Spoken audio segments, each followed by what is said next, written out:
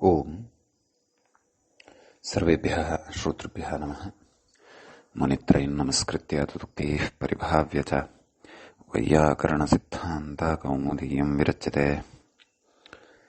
अस्माभिः गतपाठे यद्यत् पठितं तदेकवारं स्मरामः। बहुव्रीहिसमासप्रकरणे वयं स्मः। गतपाठः सप्तविंशः पाठः आसीत्। तस्मिन् अस्माभिः अच प्रत्ययविधायकं सूत्रम् उपसर्गाच्च इति एकं पठितम्। उन्नसः इति तस्य उदाहरणं दृष्टम्। ततः परं प्राणसः इति प्रयोगे णत्वविधानम् अष्टमाध्यायस्थम् उपसर्गादनोत्परः इति पठितम्।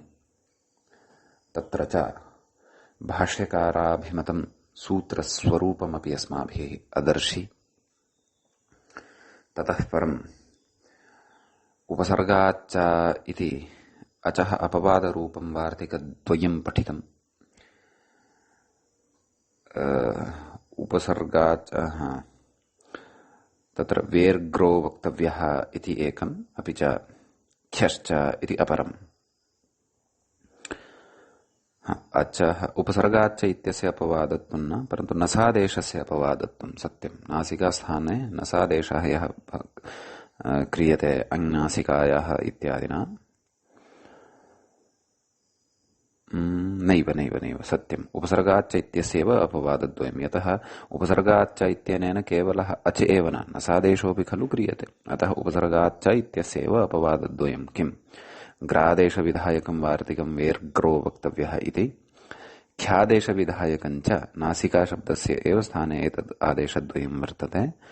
ख्यादेशविधायकं च विगता नासिका यस्य सः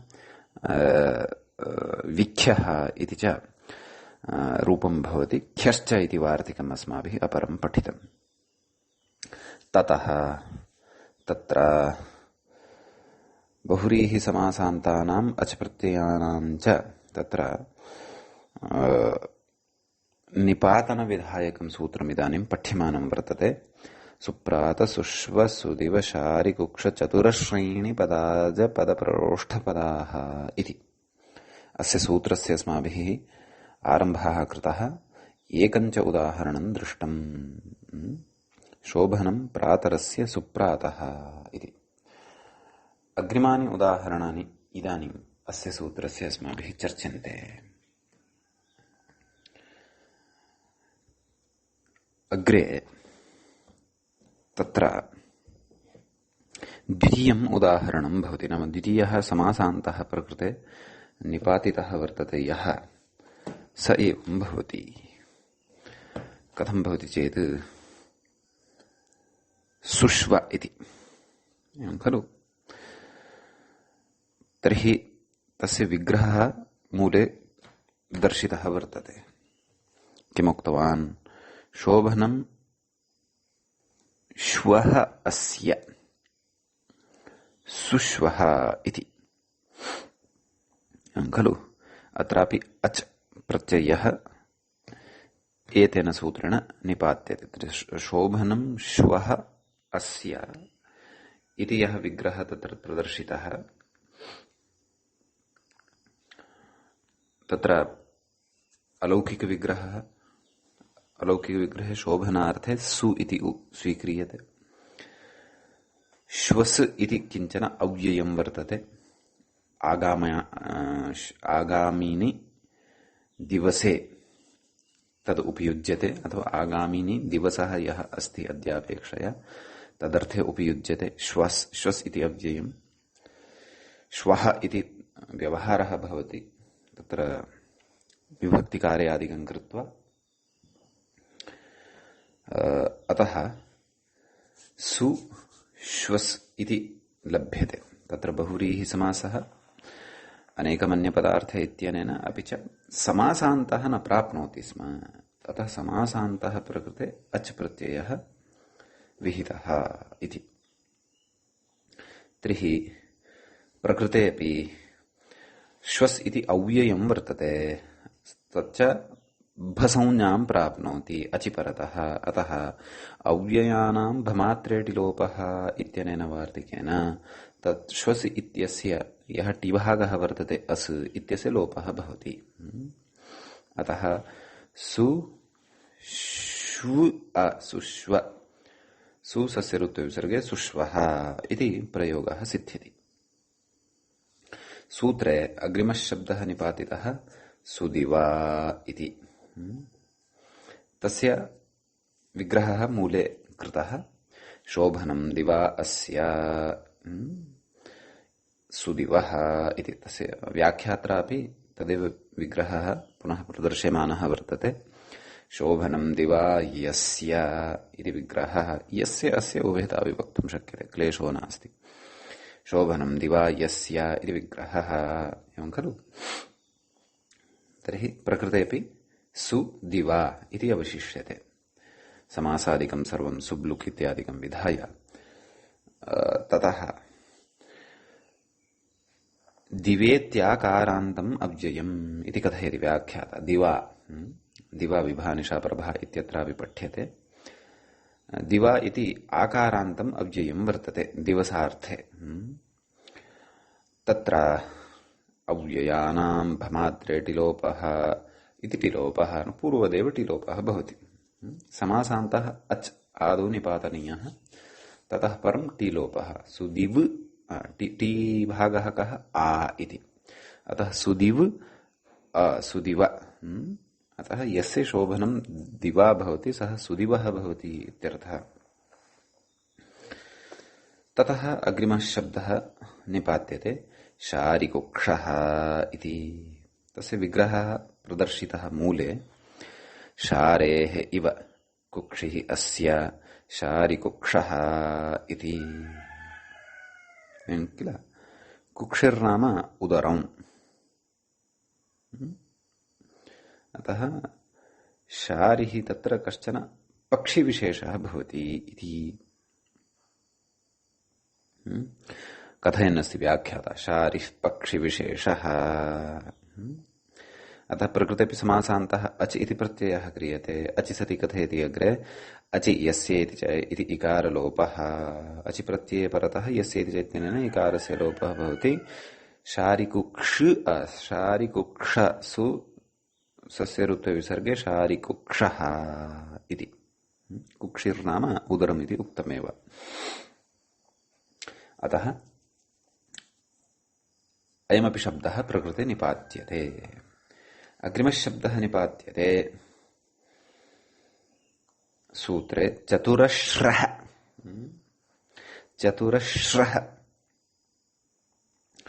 कथं तत्र विग्रहः इति चेत् पश्यन्तु, मूले पश्यन्तु। चतस्रः अश्रयः अस्य चतुरश्रः इति। तत्र एषः लौकिकः विग्रहः। अलौकिकः विग्रहः भवति चतुर्जस् अश्रि जस्। अश्रयः इत्यत्र मतयः इतिवत् इकारान्तः यः शब्दः भवति सः भवति अश्रि, एवं खलु। अश्रि इति इकारान्तः शब्दः भवति। अतः जस् जस् आयाति उभयत्रापि विभक्तिः। चतुर् जस् अश्रि जस्। समासः प्रातिपदिकसंज्ञा सुब्लुक् चतुर् अश्रि इति अवशिष्यते। मेलयामः। रेफेण रेफे अकारः आगत्य संयुक्तः भवति चतुरश्रि इति। चतुरश्रि इत्यस्मात् समासान्तः अच् प्रत्ययः। चतुरश्रि अ। कः अर्थः अश्रि इति शब्दस्य इति चेत् कोणः। यथा प्रकोष्ठस्य कश्चन भागः कोणः इत्युच्यते, एवमेव अश्रि इति तस्य पर्यायशब्दः भवति। अश्रिः इति स्त्रीलिङ्गे सः शब्दः भवति। अतः चतुरश्रि अच् अचः अ अवशिष्यते। चतुरश्रि अ इत्यवस्थायां यस्येति च इति इकारलोपः। यस्येति च इत्यनेन इकारस्य लोपः भवति। चतुरश्रृ चतुरश्र इति सुसस्य ऋत्वे विसर्गे चतुरश्रः इति प्रयोगः भवति। अयं प्रकोष्ठः चतुरश्रः वर्तते इति वक्तुं शक्नुमः, अथवा इदं प्राङ्गणं चतुरश्रं वर्तते, अथवा इदं यानं चतुरश्रं वर्तते इत्येवं रीत्या तत्र प्रयोगाः कर्तुं शक्यन्ते। अयं गोष्ठः चतुरश्रः, इदं गोष्ठं चतुरश्रं वर्तते, सन्दर्भानुसारं प्रयोगाः कर्तुं शक्यन्ते। आम्, परन्तु इदमपि अत्र अवधातव्यं यत् चतुर् इति संख्यापूर्वकत्वे एव तत्र अश्री इति शब्दान्तात् बहुव्रीहेः तत्र अश्री अस्ति यत्र उत्तरपदं तादृशात् बहुव्रीहेः अच् इति विहितः। कदाचित् अत्र द्वौ कोणौ स्तः यस्य सः द्व्यश्रः अथवा एकः कोणः एव यस्य सः एकश्रः इत्यादयः प्रयोगाः कदाचित् न सम्भवेयुः। कुतः? यथा प्रकृते निपातनं चतुर् इति संख्यामादाय एव कृतं वर्तते। भवतु, तादृशः प्रयोगः यदि दृश्यते तर्हि तु चिन्तनीयः विषयः भवतु। अग्रे निपातितः शब्दः यः अस्ति सः भवति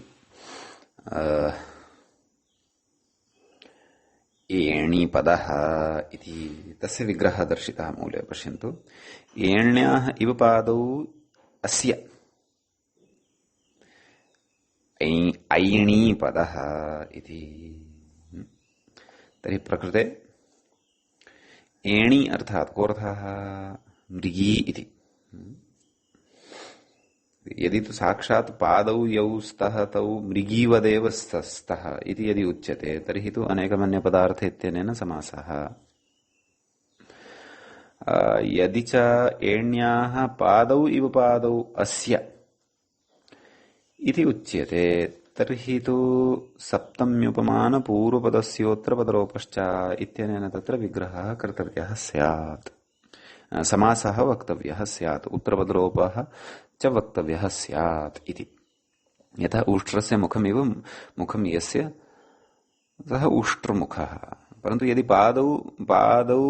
पादयोः आकृतिरेव तत्र मृगीवद् वर्तते, नाम मृगी यथा समग्रा भवति तद्वदेव पादौ स्तः इति यदि तथा पादयोः मृग्या एव साक्षात् तत्र उपमा यदि क्रियमाणा वर्तते तर्हि तु अनेकमन्यपदार्थ इत्यनेनापि समासः भवितुमर्हति, क्लेशो नास्ति, तदपि विवक्षाधीनं वर्तते। अतः अस्तु, प्रकृते ग्रन्थकारेण यथा विग्रहः स्वीकृतः तद्वदेव तं विग्रहम् एव स्वीकृत्य अनेकमन्यपदार्थ इत्यनेन समासं कथयेम, चिन्ता नास्ति। किमुक्तम्? एण्याः इव पादौ अस्य एणीपदः। आम्, तर्हि किं किम् अत्र निपातनीयं, किं किं कर्तव्यम् इति चेत् कथयति। किं किं कथितवान्? एणी मृगी इति। तत्र अच प्रत्ययः, तत्र लौकिकविग्रहः अलौकिकविग्रहः अपि च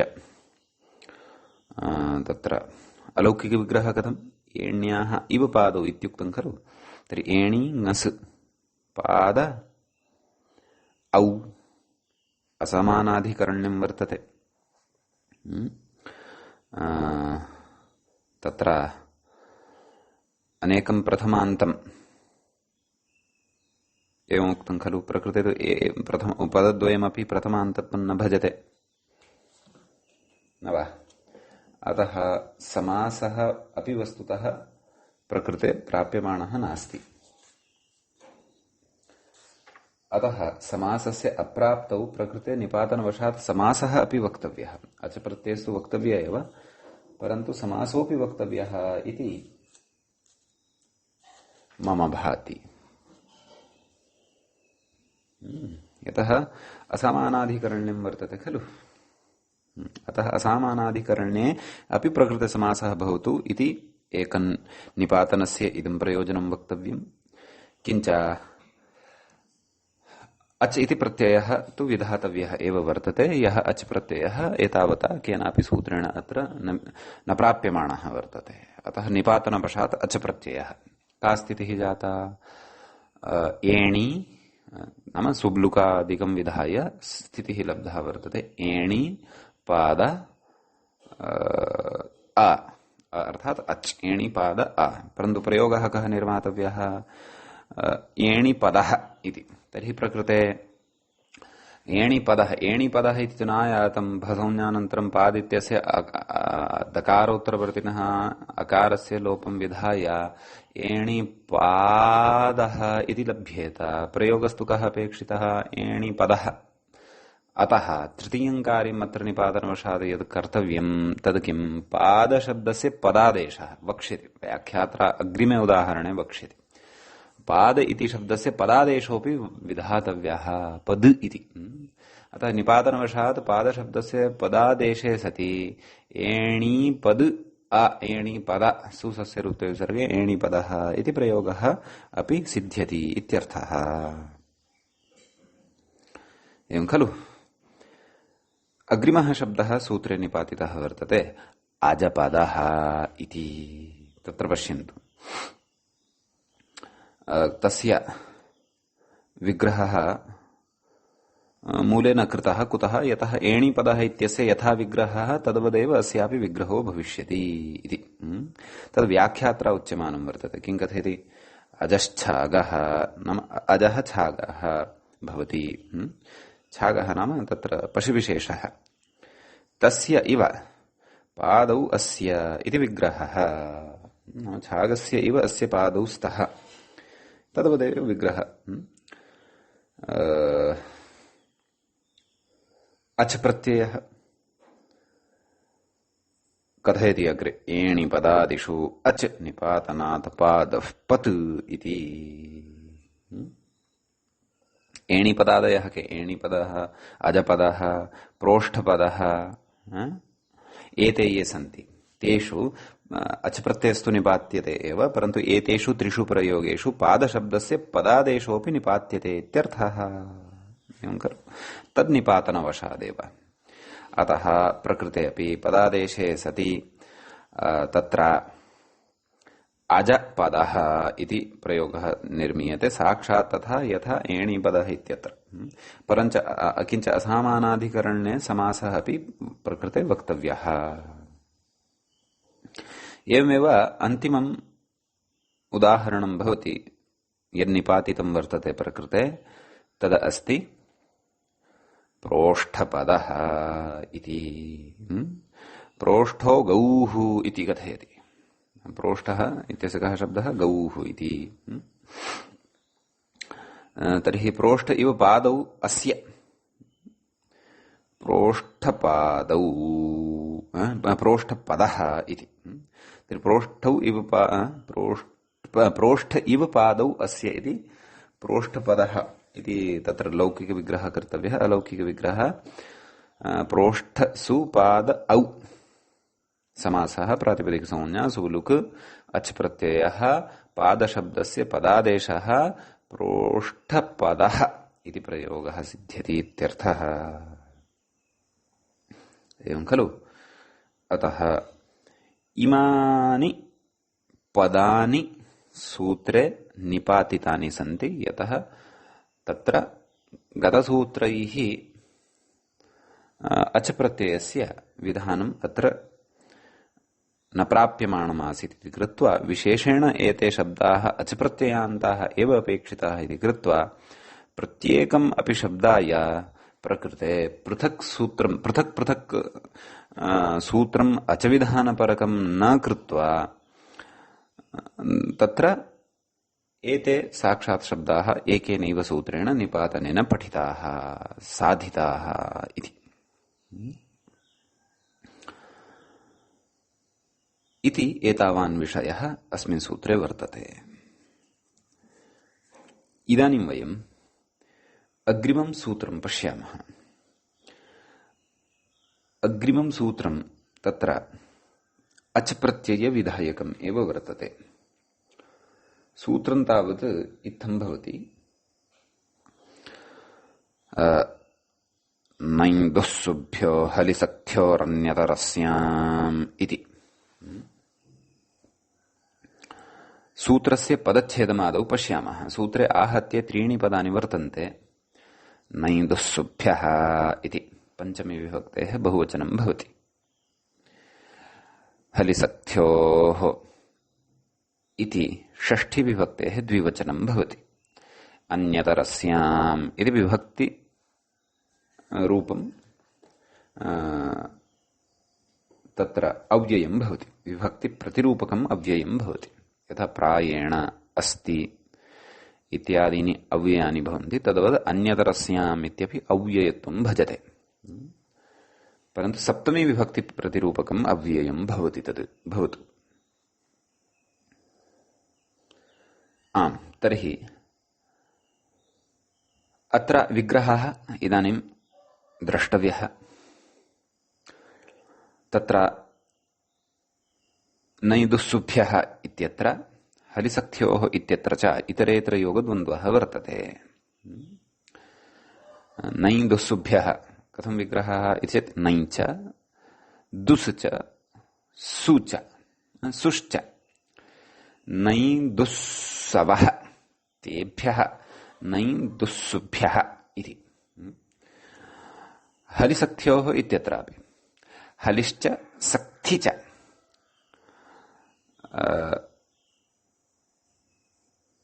हलि सख्ती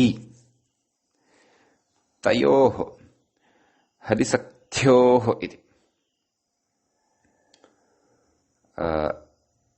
अत्रापि इतरेतरयोगद्वन्द्वः एव वर्तते इति सूत्रस्य पदच्छेदः। आम्, इदानीम् अत्र अनुवर्तनादिकं सर्वं पश्यामः। ततः पूर्वम् अत्र नाम हलिश्च सख्ति च हलिसख्योः इति यः प्रयोगः क्रियते किल, वस्तुतः तत्र पुल्लिङ्गे सख्तिशब्दः न भवति खलु। सख्तिशब्दस्तु नपुंसकलिङ्गे एव भवति। अतः प्रकृते तत्र हलिसख्नोः इति कुतः न उक्तम्? यतः सख्नः इति प्रयोगः तत्र षष्ठी विभक्तेः एकवचने, द्विवचने सख्नोः इति। अतः सः तथा रीत्या अत्र हलिसख्योः इति कुतः उक्तम्? हलिसख्नोः इति कुतः न उक्तम् इति चेत् सख्तिशब्दस्य प्रकृतेः अनुकरणं विधाय प्रकृते निर्देशमात्रं कर्तुं, शब्दस्य निर्देशमात्रं कर्तुं अत्र पुंस्त्वेन निर्देशः कृतः वर्तते इति वा तत्र अवगन्तव्यम् भवतु। अथवा तत्र सूत्रकारप्रयोगवशात् तत्र पुंस्त्वविधानम् अत्र अवगन्तव्यम्। यद्यपि सख्तिशब्दः नपुंसकलिङ्गे भवति इति कृत्वा तत्र सख्नोः इति प्रयोगः कर्तव्यः इति कश्चन मनसि यत्र विचारः उत्पद्यते। भवतु नाम। तर्हि किं कथयति व्याख्याता इति चेत् पश्यन्तु। शेषपूर्णेन सूत्रं व्याचष्टे अच् स्यादिति। तदेव ऐनासिकायाः संज्ञायां न सञ्चास्थूलात् इति यद् सूत्रं वर्तते तस्मात् सूत्रात् प्रकृते अच् इति अनुवर्तते। अतः शेषपूर्णेन सूत्रं व्याचष्टे नाम सूत्रं व्याख्याति कः ग्रन्थकारः। कथम् इति चेत् तदेव अच् स्यात् इति नाम यावान् भागः सूत्राय अपेक्षितः अस्ति तावन्तम् एव भागं योजयित्वा सूत्रार्थं कथयति इत्यर्थः। तर्हि कः सूत्रार्थः अस्माभिः ज्ञातव्यः इति चेत् नै इत्यस्मात् परे यदा हलिशब्दः भवति, अपि च दुर् इत्यस्मात् परे यदा हलिशब्दः भवति, अपि च सु इत्यस्मात् परे यदा हलिशब्दः भवति, तर्हि तादृशात् हल्यन्तात् शब्दात् बहुव्रीहि निष्पन्नात् शब्दात् अच् इति प्रत्ययः भवति। एवं खलु बहुव्रीहि अत्रापि अनुवर्तते। एवमेव सक्थिशब्दविषये अपि नय इति इत्यस्मात् शब्दात् परे यदा सक्थिशब्दः भवति, अपि च दुस् इति शब्दात् परः यदा सक्थिशब्दः भवति, अपि च सु इत्यस्मात् परः यदा सक्थिशब्दः भवति, तदा अपि तत्र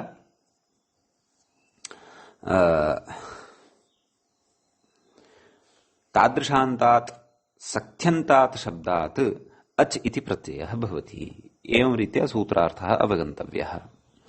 एवञ्च अत्र आहत्य षट् उदाहरणानि उपपन्नानि भवन्ति। कथं षट् उदाहरणानि इति चेत् पश्यन्तु, येभ्यः परे एतौ शब्दौ अपेक्ष्येते द्वौ, हलि इति अपि च सक्थि इति, ते सन्ति त्रयः। अतः क्रमशः नञ् पक्षे एकम् उदाहरणं भवति, हलिशब्दं मेलयित्वा दुष्पक्षे एकम् उदाहरणं भवति, सुपक्षे एकम् उदाहरणं भवति। त्रीणि उदाहरणानि इमानि। एवमेव त्रीणि उदाहरणानि एभिः त्रिभिः सह सक्थि शब्दस्य अपि भवन्ति। आहत्य षट् उदाहरणानि अत्र ज्ञातव्यानि। एवं खलु? किं कथयति व्याख्याता इति चेत् साक्षात् उदाहरति। किम्? अहलः, अहलिरिति। प्रकृते अचि यः प्रत्ययः वर्तते सः विकल्पेन भवति इत्यपि स्मर्तव्यम्। विकल्पेन भवति तर्हि तु षड् उदाहरणानि इतोपि वृद्धानि। अतः आहत्य 12 उदाहरणानि अत्र भवन्ति इत्यर्थः। तर्हि पश्यन्तु, आदौ नयः परः हलिशब्दः यदा भवति तदा अच् प्रत्ययान्तस्य उदाहरणद्वयं लभ्यते। किम्? अहलः, अहलिः इति। कथमस्य विग्रहः इति चेत् अविद्यमानः हलिः यस्य इति विग्रहः।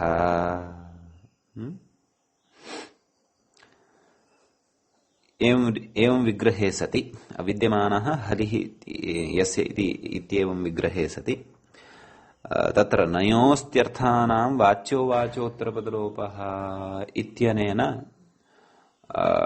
वार्तिकेन समासः वक्तव्यः। विद्यमान इति शब्दस्य च तत्र लोपः वक्तव्यः। यथा अपुत्रः इत्यादिषु अस्माभिः पठितं तद्वत्। अतः कथयति, हलिशब्दः इदन्तः हलपर्यायः, इकारान्तः वर्तते हलिशब्दः, स च हलपर्यायः। हलो नाम तत्र येन कर्षणं क्रियते भूमौ। तदन्तात् अचि समासं प्रातिपदिक सुलुकं च विधाय का स्थितिः लब्धा इदानीम् अहलि इति। नयः च नकारस्य लोपः भविष्यति, केन न लोपो नयः इत्यनेन। अतः अहलि इति स्थितिः लब्धा वर्तते। तदा अच् प्रत्ययः अहलि यस्येति च इत्यनेन अहलि इत्यत्र लकारोत्तरवर्ति इकारः यः अस्ति तस्य लोपः। अहल् अहल इति यस्येति च इकारलोपे अहल इति लभ्यते एकं रूपम्। अग्रे कथयति तदभावे च रूपम्, नाम तस्य अभावे। कस्य अभावे? अचः अभावे च। यतः विकल्पेन खलु उक्तः अच् इति प्रत्ययः। अतः यत्र अच् न भवति तत्र एकं रूपं भवति इत्यर्थः। अतः तत्र तु अहलि इति इकारान्तत्वं यथावत् श्रूयते। कुतः? यतः अच् एव न भवति तर्हि भसौञ्ज्ञा एव न प्राप्नोति अहलि इति शब्दः। भसौञ्ज्ञाम् एव न यदि प्राप्नोति तर्हि तस्य इकारस्य लोपोऽपि न भवति इत्यर्थः। एवं खलु? अग्रे कथयति यद्यपि हलशब्देन हरिशब्देन च रूपद्वयं सिद्धम् न वा? हलशब्दः अकारान्तः अपि अस्ति, हलिशब्दः इति इकारान्तोऽपि अस्ति। अतः तेनैव रूपद्वयमपि सिद्ध्यति खलु?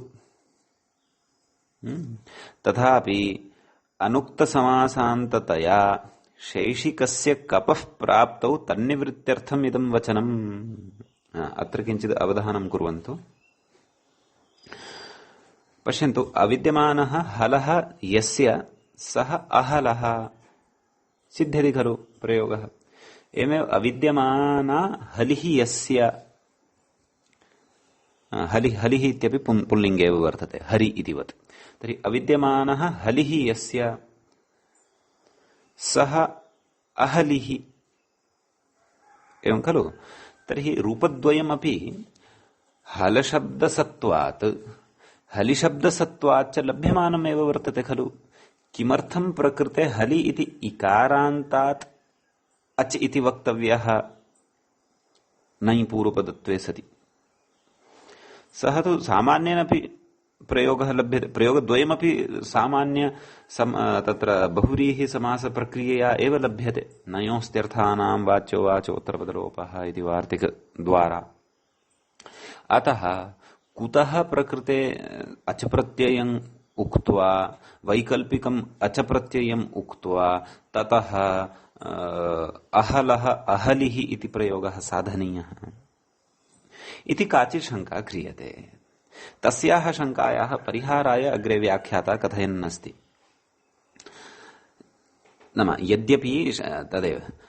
यद्यपि हलशब्देन हलिशब्देन च रूपद्वयं सिद्धं, तथापि अनुक्तसमासान्ततया यदि समासान्तः न उक्तः स्यात्, नाम अच् इति प्रत्ययः समासान्तः प्रकृते न विहितः स्यात्, विकल्पेन समासान्त विधानात् परं प्रकृते अहलः अहलिः इति रूपद्वयं न निर्मितं स्यात्, तर्हि किं स्यात्? अनुक्त समासान्ततया शैषिकस्य कपः प्राप्तौ तन्निवृत्त्यर्थम् इदं वचनम्। यदि प्रकृते समासान्त प्रत्ययः न विधीयेत तर्हि असमासान्तात् तत्र शैषिकः कप् प्रत्ययः प्राप्नोति स्म बहुव्रीहेः।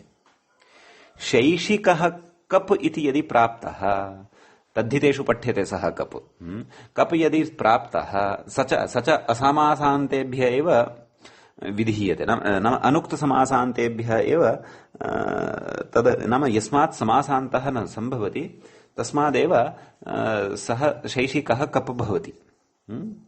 अतः सः कप् प्रत्ययः अत्र प्राप्तः स्यात्। तथा चेत् यदि अत्र स्वतन्त्रं हल् इति शब्दम् आदाय अहलः इति प्रयोगं वयं साधयेम, एवमेव स्वतन्त्रं हल् इति शब्दम् आदाय अहलि इति प्रयोगं साधयेम, तर्हि प्रकृते समासान्तत्वाभावात् शैषिकः कप् इति प्रत्ययः स्यात्, यश्च बहुव्रीहौ विधीयते।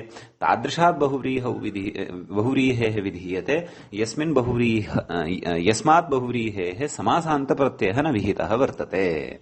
तथा चेत् अहलकः इति प्रयोगः स्यात्, अहलिकः इति प्रयोगः स्यात्। परन्तु अहलः अहलकः अहलिकः इति प्रयोगस्तु नापेक्षितः। अत एव प्रकृते नैदुसुभ्यः परः यः हलिशब्दः तस्मात् अच् इति प्रत्ययः समासान्तः निपात्यते विकल्पेन। अतः समासान्त विकल्प प्रत्यय विधानेन अधुना शब्दद्वयस्यापि तत्र अहलः इत्यस्य तु न, परन्तु प्रकृते अहलिः इत्यस्य तत्र समासान्त अच प्रत्ययान्तत्वं प्राप्यते। समासान्त अच प्रत्ययान्तत्वं यदि प्रकृते सिद्धं तर्हि कप् प्रत्ययः न भवति इति। तच्च कप् प्रत्ययः अस्माभिः अचिरेण एव अस्मिन्नेव प्रकरणे तत्र शेषाद्विभाषा इति सूत्रेण पठिष्यते। तत्र सूत्रसङ्ख्या अग्रे भवति 1980 संख्या अस्ति, अथवा 800तमम् इति संख्या वर्तते। सूत्रं शेषाद्विभाषा। तत्र किमुच्यते? अधुनैव यदि भवन्तः पश्यन्ति तर्हि अधुनैव अत्रत्यः विचारः स्पष्टः भवति। विशेषेण तत्सूत्रं, तस्य अर्थं, तस्य उदाहरणादिकं तु वयम् अग्रे गत्वा पठिष्यामः। किं कथयति? अनुक्त तस्य अर्थं पश्यन्तु। अनुक्त समासान्तात् शेषाधिकारस्थात् बहुव्रीहेः कब् वा स्यात् विकल्पेन कप् स्यात्। तर्हि प्रकृतेऽपि अहलिकः अहलिः इति विकल्पेन कपः अपि विकल्पेन तत्र प्रयोगद्वयं लभ्येत। नाम कप सहितः प्रयोगः अपि लभ्येत, स तु प्रयोगः नापेक्षितः। किमुक्तं तत्र अनुक्त समासान्तात् इति। तर्हि यदि तु प्रकृते समासान्तः विधीयते केन न इन्दुसुभ्यः इत्यनेन तदा तु क्लेशः नास्ति। तदा तु तत्र समासान्तत्वात् शेषाद् विभाषा इत्यनेन विकल्पापन्नस्य कपोऽपि प्रवृत्तिर्न भवति इत्यर्थः। समीचीनं। कथयति अग्रे किम्? अस्य वैकल्पिकत्वेऽपि कस्य अचः नाम अचः वैकल्पिकत्वे सत्यपि अनुक्त समासान्तत्वात् अनुक्त समासान्तत्वाभावादत्र न कप्। विकल्पेन प्रकृते समासान्तः उक्तः, विकल्पे सत्यपि प्रकृते अनुक्त समासान्तत्वं नास्ति। समासान्त प्रत्ययः उक्तः एव वर्तते अहलि इत्यादिषु, अतः कप् न संभवति। अतः अहलिकः इत्यादीनि इत्यादयः प्रयोगाः न संभवन्ति इति। नाम समासान्त प्रसंगः प्रकृते वर्तते, समासान्त प्रसंगे च कप् प्रत्ययस्य प्रवृत्तिः न भवति इति। परन्तु तत्र पक्षे नाम अहलः इति वस्तुतः अहलि इति इत्यत्र समासान्तः न जातः वर्तते, अहलः इत्यत्रैव समासान्तः जातः वर्तते। अतः अहलः इत्यत्र समासान्तत्वात् कप् न भवति इति वक्तव्यम्। अतः अहलकः इति प्रयोगः न भवति, अहलः इत्येव भवति। अहलिः इत्यत्र तु समासान्त प्रयोगः एव नास्ति, समासान्तः अच एव नास्ति। अतः समासान्तस्य अचः अभावात् तस्माद् वा कप् भवितुम् अर्हेत, एवं किल। अतः अहलिकः इति तु प्रयोगः भवितुम् अर्हेत इति चेत् अस्याः शङ्कायाः एव निरासे कथयन्नस्ति। कः व्याख्याता कथयन्नस्ति? अस्य वैकल्पिकत्वेऽपि विकल्पेन अयम् अच विहितः, अनुक्त समासान्तत्वाभावाद् अत्र न कप्। नाम प्रकृते यद्यपि विकल्पेन अच उक्तः, परन्तु समासान्त प्रसंगवशात् प्रकृते तत्र कप् प्रत्ययः न भवति। अतः प्रयोगद्वयेऽपि कपः निवर्तनं स्यात् इति मम भाति। यद्यपि स्पष्टः सः विषयः अत्र न उक्तः, अत्र एतावदेव उक्तं किम्? अस्य वैकल्पिकत्वेऽपि अनुक्त समासान्तत्वाभावात् न कप् इति। तर्हि नाम यस्मिन् पक्षे अच विहितः अहलः इति, तस्मिन्नेव पक्षे तत्र कपः निवृत्तिः खलु ज्ञेया। कुतः? समासान्तत्वात्। कुतश्च नाम असमासान्तादेव कपः प्रवृत्तेः। प्रकृते तु समासान्तत्वं सम्भवति।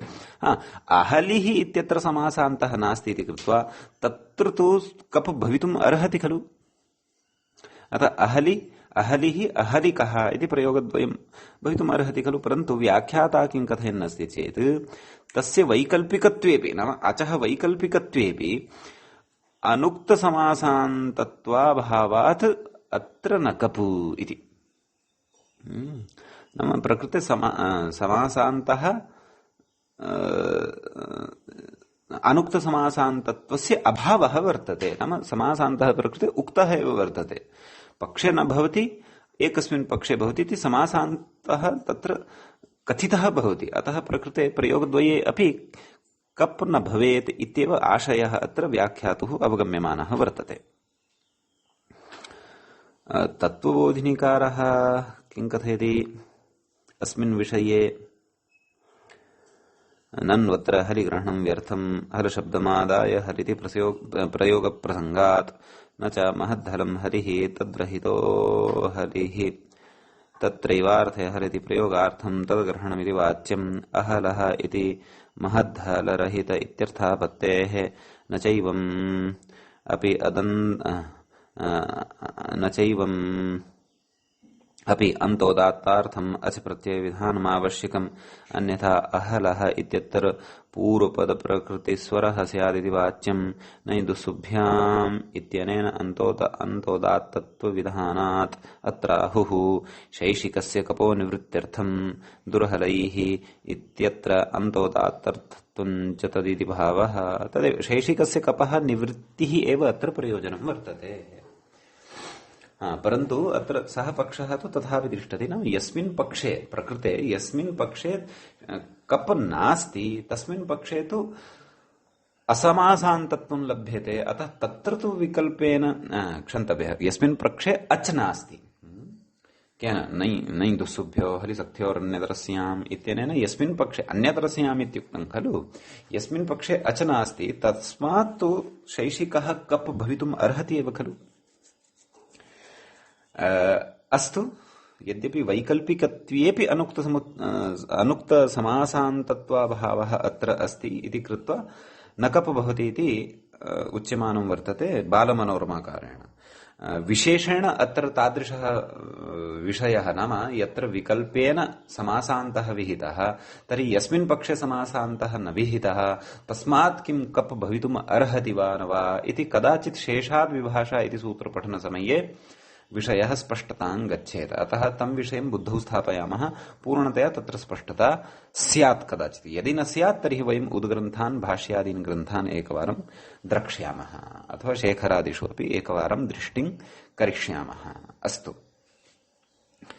भवतु नाम तर्हि इदं प्रयोजनं वर्तते प्रकृते समासान्तस्य अचः विधानस्य इति अग्रे कथयति किं कथयति अग्रिमम् उदाहरणं कथयिष्यति परन्तु ततः परम् अस्माभिः अत्र अन्यानि अपि उदाहरणानि खलु साधनीयानि तत्र अग्रे कथयिष्यति एवं दुःसुभ्यां तर्हि दुःसुभ्यामपि अत्रैव उदाहरणं वयं निर्मामः दुःसुभ्यां परतः तत्र कथं किम् उदाहरणं सेत्स्यति इति चेत्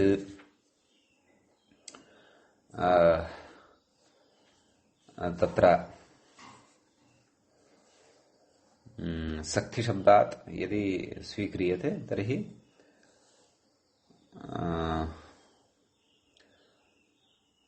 न आदौ एषः एव शब्दः यदि हलि इत्येव शब्दः यदि स्वीक्रियते तर्हि तदेव उदाहरणं सिद्धं भविष्यति दुर्हलः दुर्हलिः दुर् इति पूर्वकत्वात् तर्हि तत्र विग्रहः कथं कर्तव्यः दुष्टः हलिः यस्य सः अथवा दुर्निन्दितः हलिः यस्य सः दुर्हलः दुर्हलिः एवं रीत्या नाम सम्यक्तया कर्षणं न करोति अथवा वृषभस्य पादे लग्नः भवति पादे व्रणं जनयति अथवा अधिकं श्रमं स्वीकरोति अतः एतादृशं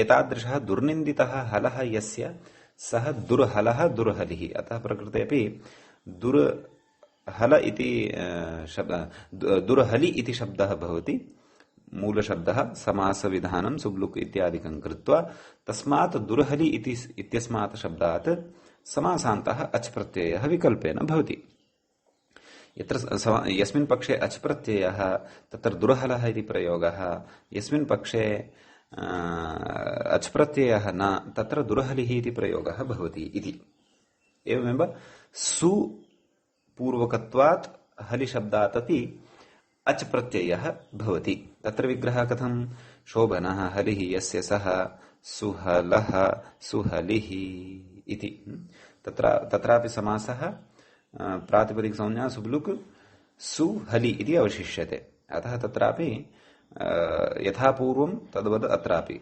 अचः पक्षे सुहलः इति प्रयोगः अचः अभावपक्षे सुहलिः इति प्रयोगः सिद्ध्यति इत्यर्थः एवं खलु अतः इमानि षड् उदाहरणानि नै दुःसुभ्यः तत्र हलि शब्दात् अच प्रत्ययान्त पक्षे अस्माभिः दृष्टानि एवमेव षड् उदाहरणानि सक्थि इति शब्दपक्षे अपि भवन्ति प्रकृते तु उदाहरणद्वयं द्वयमेव प्रदत्तम् अग्रे एवं दुःसुभ्याम् इति उक्त्वा सर्वाणि अपि उदाहरणानि प्रकृते इङ्गितानि वर्तन्ते इत्यर्थः। भवतु। किं कथयति? असक्तः असक्तिः इति। कथं विग्रहः इति चेत् व्याख्याता कथयति। किं कथयति? अविद्यमानं सक्ति यस्य इति विग्रहः। यथा अविद्यमानं हलिः यस्य इति विग्रहः तद् यथा साधितं तद्वदेव इदमपि। तत्र पुंलिङ्गे भवति स्म हलिः इति आसीत्, प्रकृते तु सक्ति इति शब्दः नपुंसकलिङ्गे भवति।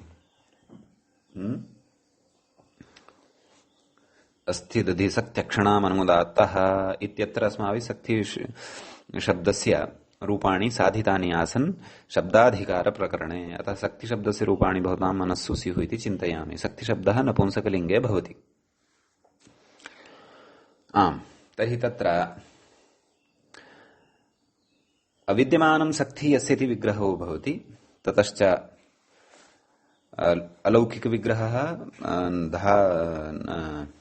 नयोस्त्यर्थानां धातुजस्य वाच्यो वाचोत्तरपदलोपः इत्यनेन समासः प्रातिपदिकसंज्ञा सुबुलुकु न लोपः असक्ति इति सिद्ध्यति। असक्ति इत्यवस्थायां तत्र नै दुःसुभ्यो हलिसक्त्योरन्यतरस्याम् इत्यनेन विकल्पेन अच् प्रत्ययः। अच् प्रत्यये सति असक्ति इत्यस्य भत्वात् सक्ति इत्यत्र थकारोत्तरवर्तिनः अकारस्य लोपः असक्त्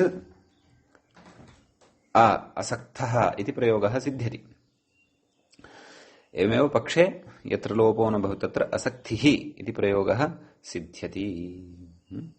प्रकृते तादृशः विचारः नास्ति। यः विचारः हल शब्दसन्दर्भे आसीत्। कुतः? यथा हल इति शब्दः पृथक्तया अस्ति अकारान्तः अपि, तद्वत् सक्थ इति अकारान्तः शब्दः नास्ति। सक्ति इति इकारान्तः एव शब्दः वर्तते। अतः पूर्वं यः विचारः कृतः नाम तत्र सामान्येन बहुव्रीहिणैव तत्र रूपद्वयमपि सिद्ध्यति। नाम अच् प्रत्ययं विना अपि रूपद्वयं लभ्यते। तथापि समासान्तप्रत्ययः अच् इति शैशिकस्य कपः वारणाय इति चेत् तादृशः विचारः अत्र नास्ति एव। यद्यपि कपः वारणं तु अत्र वक्तुं शक्यते। कुतः? यतः समासान्तत्वं वर्तते, परन्तु प्रकारान्तरेण एतयोः प्रयोगयोः सिद्धिः भवितुं नार्हति। नाम एतत् सूत्रं विना अनयोः रूपसिद्धिः भवितुं नार्हति। यथा अहलः अहलिः इति एतत् रूपद्वयम् एतत् सूत्रं विनापि सिद्ध्यति, परन्तु अच् प्रत्ययान्तत्वेनैव कुतः तत्प्रयोगद्वयम् अपि च हलिशब्दम् आदाय एव तत्प्रयोगद्वयं कुतः साधितम् इति चेत् समासान्तस्य कपः वारणाय। समीचीनम्। कपः वारणं तु अत्रापि प्रयोजनम् अस्ति एव। असक्तिः इत्यत्र असक्तः इत्यत्र कुतः? अच् इति समासान्तः वर्तते अतः। परन्तु प्रकारान्तरेण समासान्तं विना प्रकारान्तरेण अनयोः सिद्धिः भवितुं नार्हति, यथा पूर्वम् अस्माभिः चर्चितं तथा। अग्रे कथयति एवं दुःसुभ्याम् इति। नाम तत्र दुर् इति पूर्वं भवति सक्तिशब्दात्, तदा एकम् उदाहरणं लभ्यते। कथम् उदाहरणं लप्स्यते? तदेव दुःसक्तः दुःसक्तिः इति उदाहरणद्वयं लभ्यते। एवमेव सुभ्यां परः सक्तिशब्दः यदा भवति बहुव्रीहौ तदापि सुसक्तः सुसक्तिः इति उदाहरणं लभ्यते। दुर्निन्दितं सक्ति यस्य सः इति दुःसक्तः अथवा दुःसक्तिः। सुशोभनं सक्ति यस्य सः सुसक्तः सुसक्तिः इति रूपद्वयं लभ्यते।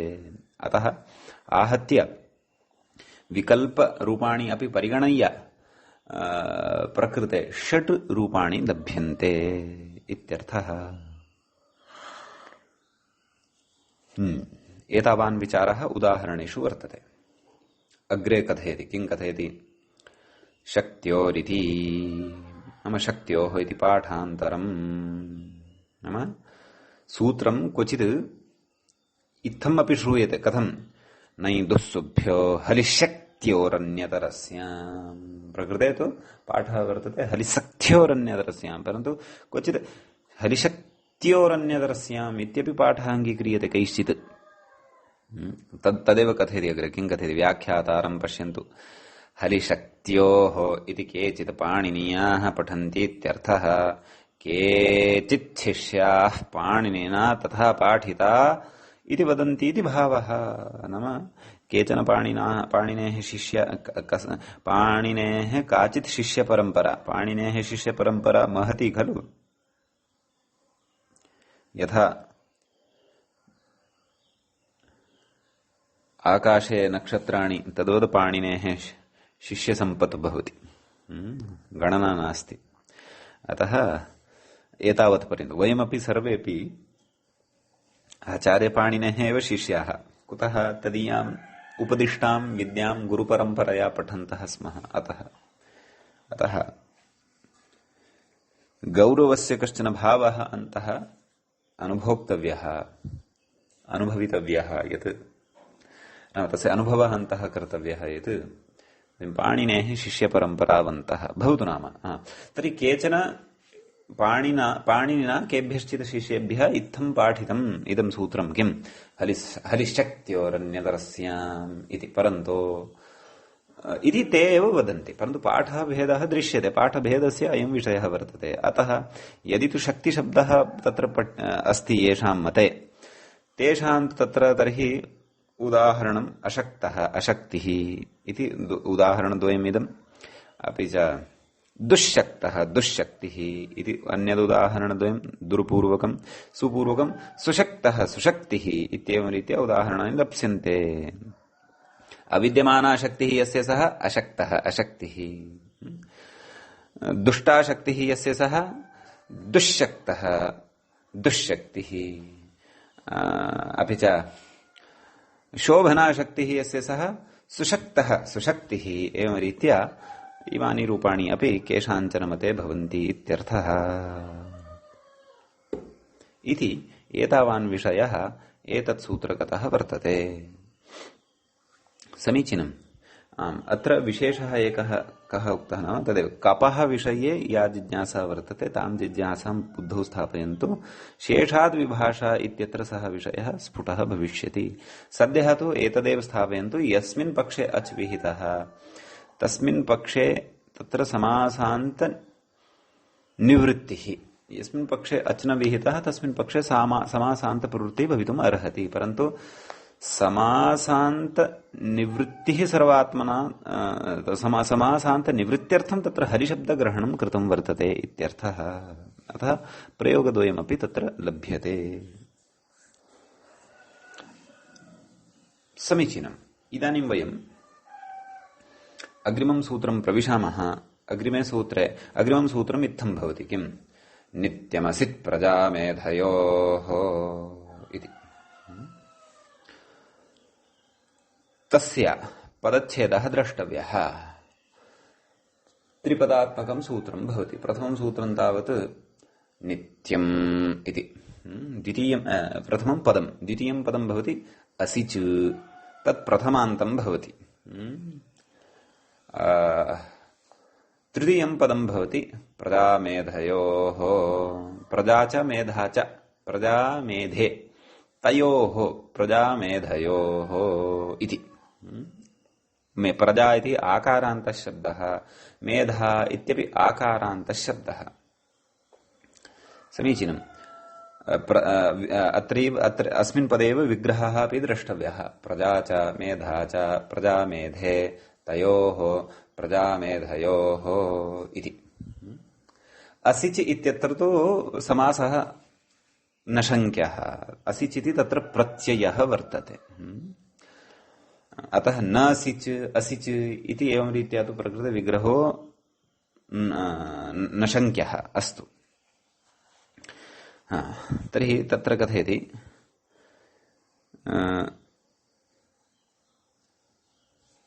व्याख्याता आरभते, अनुवर्तनचर्चां करोति।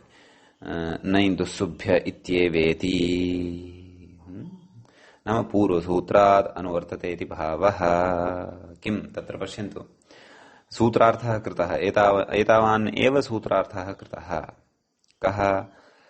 मूले पश्यन्तु, नाम शेषपूर्णेन एव प्रकृतेऽपि सूत्रार्थं व्याचष्टे मूलग्रन्थकारः किं कथयति नै दुःसुभ्यः इत्येव नाम नै इत्यस्मात् परे दुस् इत्यस्मात् परे सु इत्यस्मात् परे च यदा प्रजा इति शब्दः भवति अपि च मेधा इति शब्दः भवति तर्हि तादृशान्तात् प्रजान्तात् शब्दात् अपि च बहुव्रीहे विद्यमानात् अथवा तादृशात् मेधान्तात् बहुव्रीहेः तत्र कः प्रत्ययः भवति असिच् इति प्रत्ययः भवति अपि च नित्यं भवति इति एवं रीत्या सूत्रार्थः ज्ञातव्यः तत् कथयति अग्रे एते सूत्रार्थं व्याख्याता कथयति सरलीकृत्य यथा अस्माभिः अधुना उक्तः तद्वत् किम् एतेभ्यः पराभ्यां केभ्यः पराभ्यां नै दुःसुभ्यः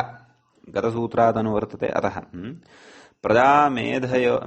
प्रजामेधः शब्दाभ्यां नित्यम् असिच् इति समासान्तः स्यात् असिच् इति प्रत्ययः वर्तते स च समासान्तः भवति इत्यर्थः एवं खलु स च तद्धितः इत्यर्थः तस्य तद्धितसंज्ञा भवति जानीमः एव कुतः तद्धिताः इति अधिकारे वर्तते किञ्च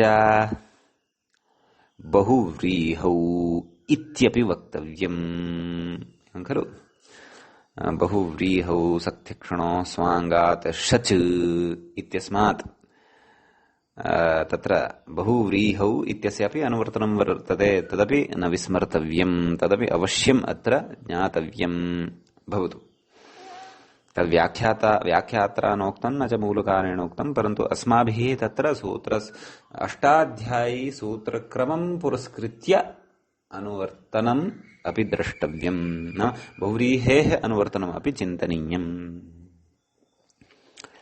अग्रे कथयति असिचः चकार इति असिच् इति प्रत्ययः यः वर्तते तस्मिन् चकारस्य इति संज्ञा वर्तते कुतः तस्य बहूनि प्रयोजनानि भवितुम् अर्हन्ति चित्स्वरादीनि अस्तु इकारः तु उच्चारणार्थः तर्हि किम् अवशिष्यते अस् इत्येव अवशिष्यते कस्य असिचः इति समासान्त तद्धितप्रत्ययस्य अस् इत्येव अवशिष्यते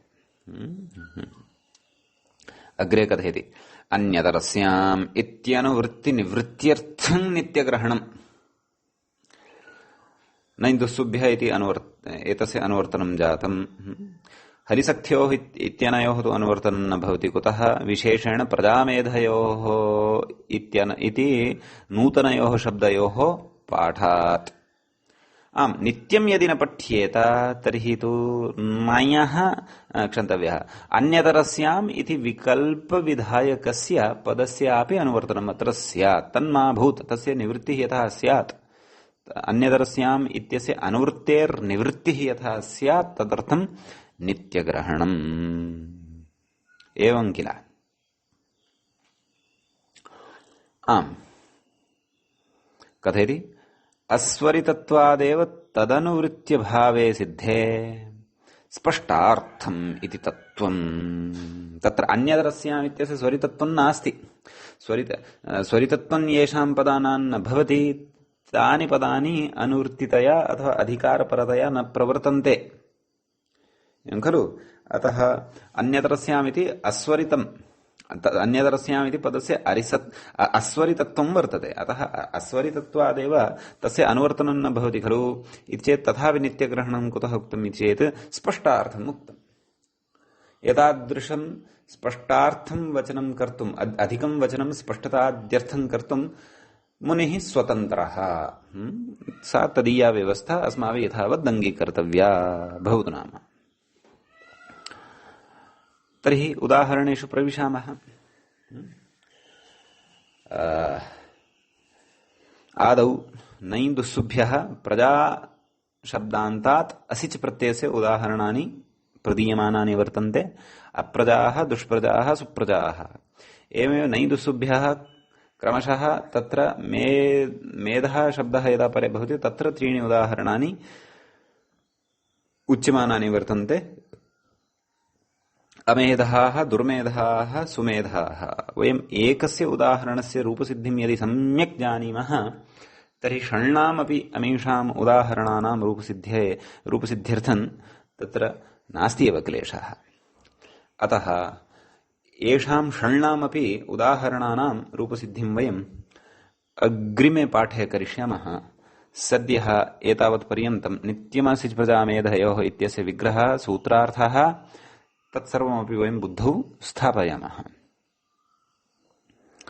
एवं किल? तर्हि उदाहरणानि अग्रे एव अवलोकयिष्यन्ते। सद्यः अत्रैव वयं मङ्गलं कुर्मः।